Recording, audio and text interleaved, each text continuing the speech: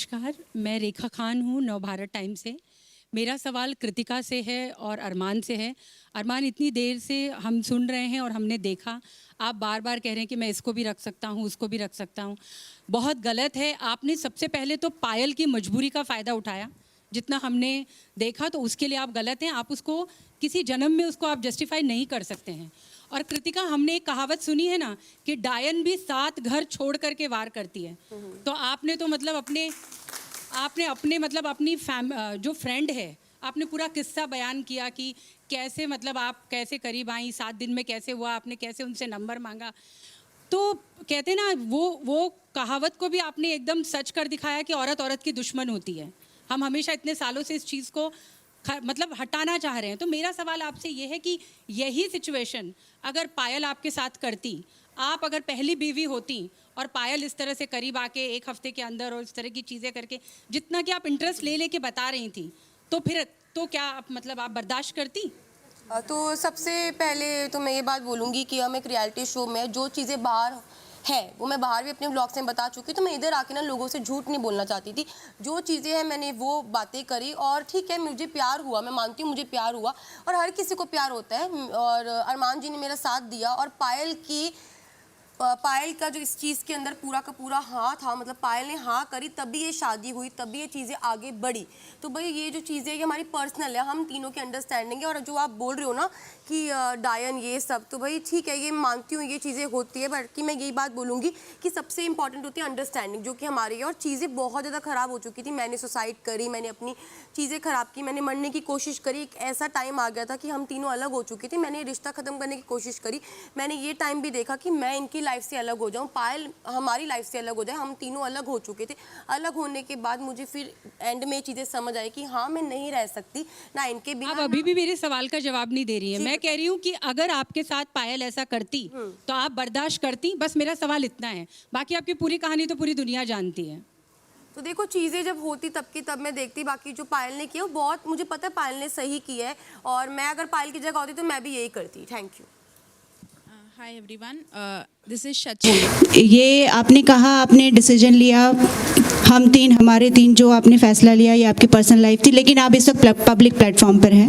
बहुत कुछ चीज़ें हो चुकी हैं, बहुत कुछ ऐसा हो चुका है जो नहीं होना चाहिए था। पायल जब पहले हफ्ते में एविक्ट होकर चली गई तो आपने कहा अच्छा है, मतलब बच्चों को संभालने के लिए कोई मिल जाएगा। बहुत ज़्यादा आप दुखी नहीं लग रहे थे उनके जाने से।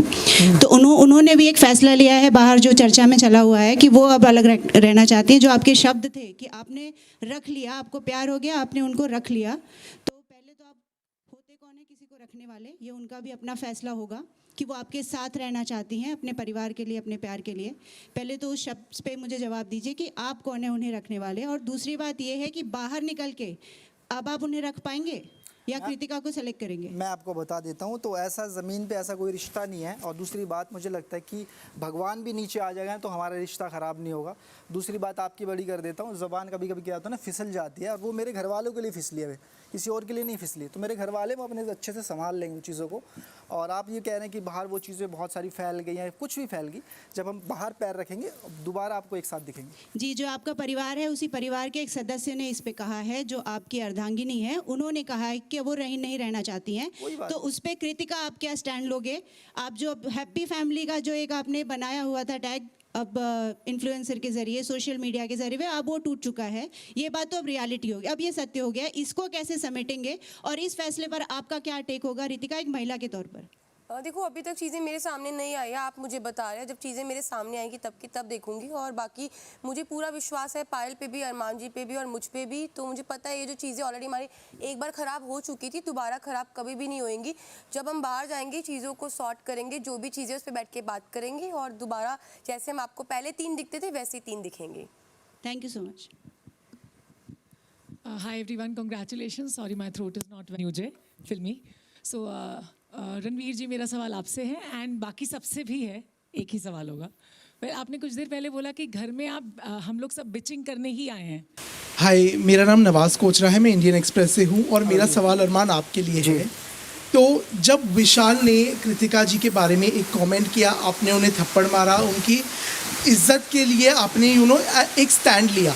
लेकिन एज अ हस्बैंड हमने आपको आपकी बीवी की इज्जत खुद नहीं करते हुए देखा है इस घर में। कितनी बार आपने उन्हें कहा है कि बाल बांध कर आओ, ये कैसे कपड़े पहन लिए, आपने उनसे कपड़े चेंज करवाए, आपने उन्हें बोला इनसे बात मत करो, उनसे बात मत करो। तो ये किस तरह की छूट देना हुआ? क्योंकि आप ही ने खुद कहा था कि मैंने अपनी बीवी को बहुत छूट दे रखी है, किससे बात करे किससे नहीं बात करे। सबसे पहले तो ये जानना चाहूँगा, और दूसरा कि क्या कृतिका आपके लिए फिनाले में जाने की एक सीढ़ी है?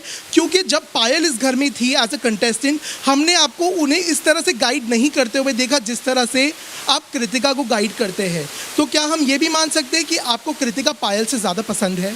तो पहला सवाल मैं आपको बता देता हूँ, इज्जत करना होता है कि किसी चीज़ के लिए हम उसको डांटे या फिर सुनाए या फिर चीज़ें करें। कपड़े चेंज का मतलब होता है, उस टाइम विशाल यहाँ पे था और जिम के वो आउटफिट थे जो मैंने इसको चेंज करने के लिए बोले, और उसके बाद बाल बांधने वाले जब वो वर्कआउट कर रही थी तो उसकी क्लीविज दिख रही थी, शायद वो वाली बात थी जो आप बोलना चाहते हो।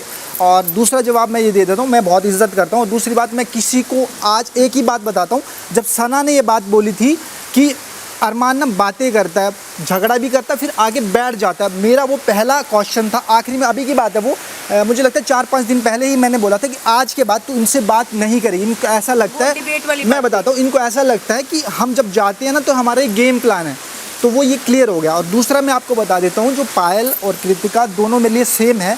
पायल अब चली गई है, वो यहाँ पे है, तो मैंने आज तक उसको कभी ना तो गेम के बारे में सिखाया, ना टास्क के बारे में सिखाया, और ना कभी प्लानिंग की, कुछ नहीं किया मैंने हमेशा ये रखा है कि तू जैसी है वैसी रह, तुझे चेंज होने की ज़रूरत नहीं है और ना तुझे सोचने की, और वही काम इसने किया और आज वो यहाँ बैठी है।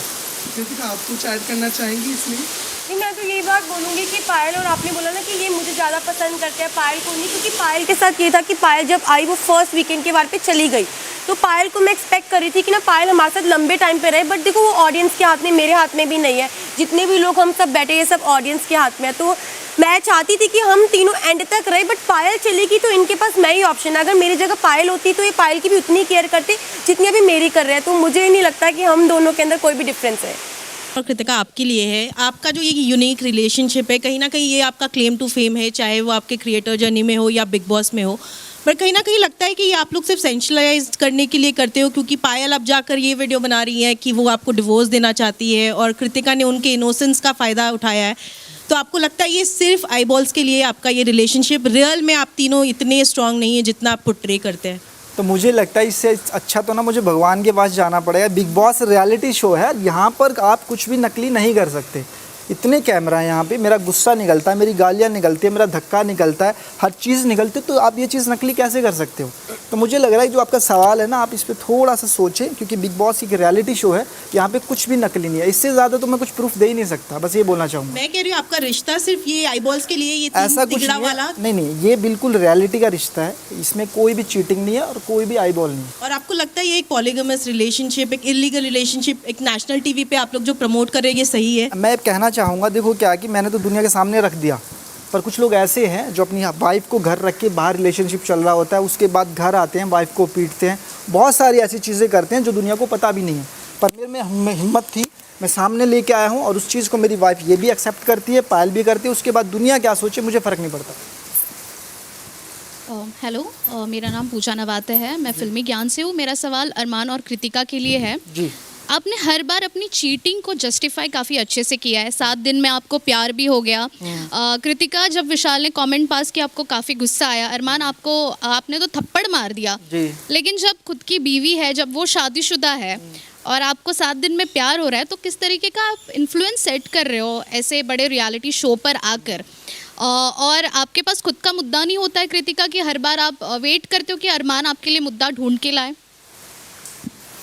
तो देखो, ये जो हमारी रियल स्टोरी है ना, इस 7 दिन में प्यार, वो ऑलरेडी सबको पता है। मैं इस रियलिटी शो में आई थी तो यहाँ पे जितने भी लोग हमें नहीं जानते थे, मैंने सबको बताया, और हम तीनों इस शो में आए थे कि हम तीनों अपना प्यार लोगों को दिखा सकें। क्योंकि बाहर ना बहुत सारे लोगों के क्वेश्चन होता है कि आप तीनों जो साथ में रह रहे हो, क्या वो सच है, क्या वो सच में आप तीनों साथ में रहते हो? तो हम लोग इसलिए इस शो पर आए थे ताकि लोगों को ना ये चीज़ क्लियर होए कि हम तीनों साथ में रहते हैं। बाकी जो मुद्दे वाली बात है, आप थोड़ा सा और क्लियर करके प्लीज मैं बता देता हूँ मुद्दा क्या होता है ना, कि अब सोचो विशाल था, उसमें कृतिका ऐड थी, उसके बाद दूसरा मुद्दा हम ले लेते हैं जब शिवानी ने डिसीजन लिया था, कृतिका को पीछे कर दिया और सना मकबूल को आगे कर दिया, वो मुद्दा भी ऐड ऑन था। पर उस चीज के लिए जब ये रेस वाली बात हुई थी, शिवानी संचालक थी, शिवानी ने बोला कि कृतिका तुम हार गई हो और सना चली गई, तो उस मुद्दे में पहले मैं बोली थी। जब मैंने बोला उसके बाद मेरी उससे बातचीत हुई, तो वहां से विशाल बोलने लग गया। जब विशाल बोलने लग गया तो अरमान जी आ गए। तो ऑटोमेटिकली क्या होता है, जब आप एक हस्बैंड वाइफ होते हो और आप एक शो में आते हो, तो अगर वाइफ की बात होती है, हस्बैंड बोलते हैं, हस्बैंड की वाइफ होती है, तो वाइफ बोलती है कि ये एक ना नॉर्मल चीज़ है। जब हम यहाँ पे रहते हैं ना, तो आगे से कोई अगर बोल रहा होता है तो ये ऑटोमेटिकली अंदर से ये चीज़ आती है कि हस्बैंड वाइफ एक दूसरे के लिए तो वो स्टैंड लेते हैं। और मुझे चीटिंग को जस्टिफाई करते हुए हमेशा नजर आए हो। चीटिंग में आप बताओ क्या किया हमने चीटिंग वैसे? आपको एक कमेंट से इतना बुरा लगा, आप शादीशुदा थे फिर भी 7 दिन में प्यार हुआ। Cheating is a choice. Choice होती तो छोड़ देता ना मैडम, साथ थोड़ी रखता। मैं तो ये पाल को बात छोड़ देता, मैं इससे शादी कर लेता, रखा तो दोनों को ना। तो हर चीज़ ना अलग अलग होती है। मेरे रिश्ते अलग हैं और किसी के अलग हैं। मैं अपने रिश्तों को अच्छे से चला रहा हूँ, कुछ लोग नहीं चला रहे, तो वो अपनी अपनी लाइफ होती है। तो मेरा कहने का मतलब ये है, अगर ऐसा होता तो मैं पायल को छोड़ देता, इसको रखता, पर मैंने दोनों को रखा और दोनों को इज्जत दी, और आज जो भी कुछ कर रहा हूँ इन्हीं के लिए कर रहा हूँ। मैं सरिता फीफा फूस से। हालांकि मेरा सवाल साई केतन से है, लेकिन क्लोजिंग कमेंट, अरमान आप लोगों को नैतिकता का पाठ पढ़ाते हैं। आपने कहा कि हम जिस थाली में खाते हैं उसमें छेद नहीं करते, फलाना ढिमाका। विशाल को आपने बहुत कुछ कहा, जी जी। मगर नैतिकता का पाठ आप ना ही पढ़ाएं तो बेहतर है। एक बीवी के रहते हुए आप उस बीवी की बहन जैसे दोस्त को उसने बुलाया, आपने उससे शादी कर ली, आप जवाब दे चुके हैं, पर सिर्फ ये शब्द मैं आपको बताना चाहती थी, आप कितने भी मीठे शब्द बोल दे, ये गलत है कि आपने एक बीवी के रहते हुए दूसरी लड़की से शादी करके आप जस्टिफाई करते हैं उसको, बार बार जस्टिफाई करते हैं कि सही है मैंने रखा, मैंने ये नहीं किया, ये गलत है। आप इसका जवाब दे चुके हैं, सिर्फ ये शब्द मैं आपसे कहना चाहती थी।